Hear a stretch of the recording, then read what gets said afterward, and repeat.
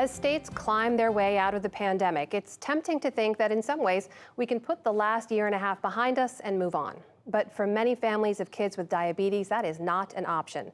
As John Yang reports, COVID-19 has left a lasting mark on both their physical and mental health. Numbers are a big part of 9-year-old Jackson Scammahorn's everyday life. Not his video game scores, he's focused on his blood sugar levels. I'm at 203 right now, going up, which that's high.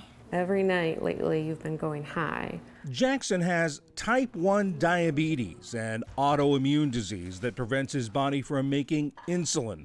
That's the hormone that regulates sugar or glucose in the bloodstream. You have to do your short acting. Each morning, he and his mom, Heather, carefully calculate how many sugars and carbs he can eat throughout the day and how much insulin he'll have to give himself to process them.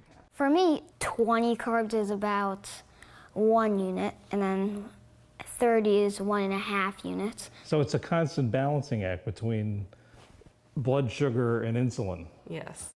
This is once he was in ICU. Jackson's diabetes was diagnosed in February. It was about 9 p.m. and then I took him into urgent care.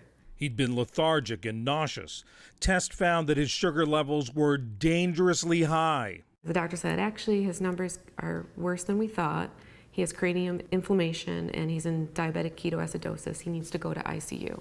Ketoacidosis happens when blood sugar is too high too long. Ketoacidosis, how high of an alarm does that represent? What's code red? It's because it can lead to coma, it can lead to brain swelling, it could lead to death. Pediatrician Henry Rodriguez is clinical director at the University of South Florida Diabetes Center.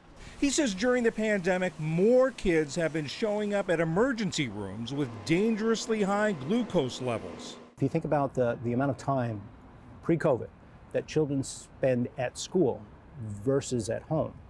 At school they're in a fairly structured environment.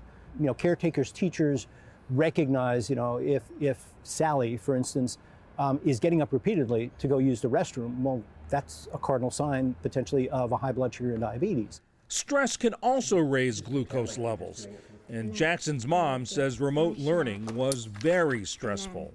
He had a lot of anxiety switching classes, switching teachers. It didn't cause, I don't think, but it might have raised his glucose numbers because of the stress and put him into diabetic ketoacidosis. 13-year-old Haley Platts was diagnosed with type 1 diabetes when she was 4. She says this past year has been awful. I've been a straight A student my whole entire life.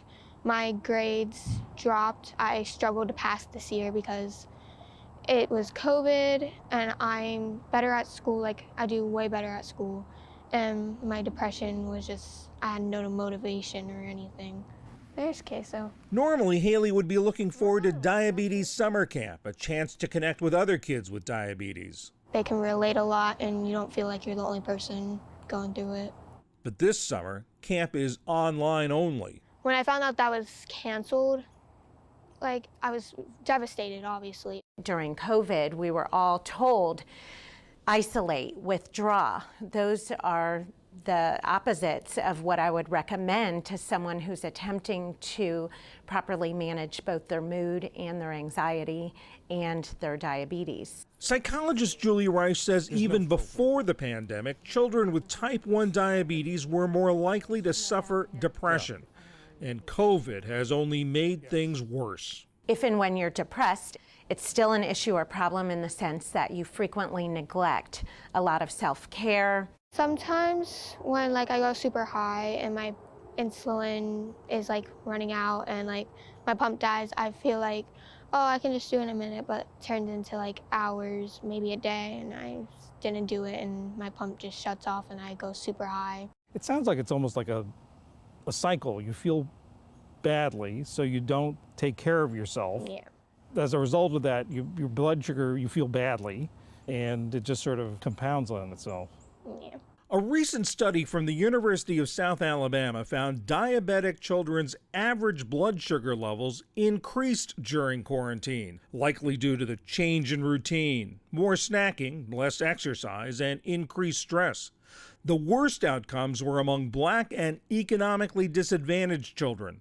That's worrisome because high glucose can lead to long-term health complications like heart disease and nerve damage. They tried to send us hyperallergenic pumps. The pandemic has also caused a strain on parents.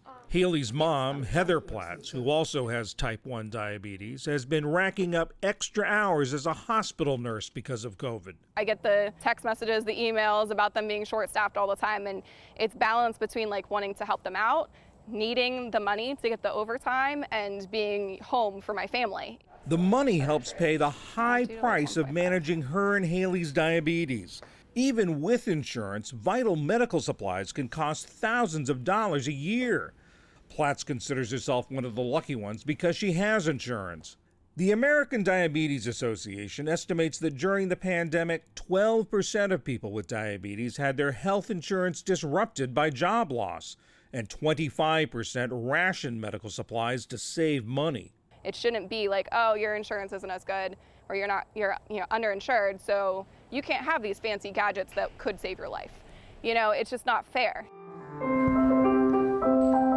Since his diagnosis, Jackson Scammahorn has become pretty good at harmonizing his sugar intake with insulin injections to keep his blood sugar stable.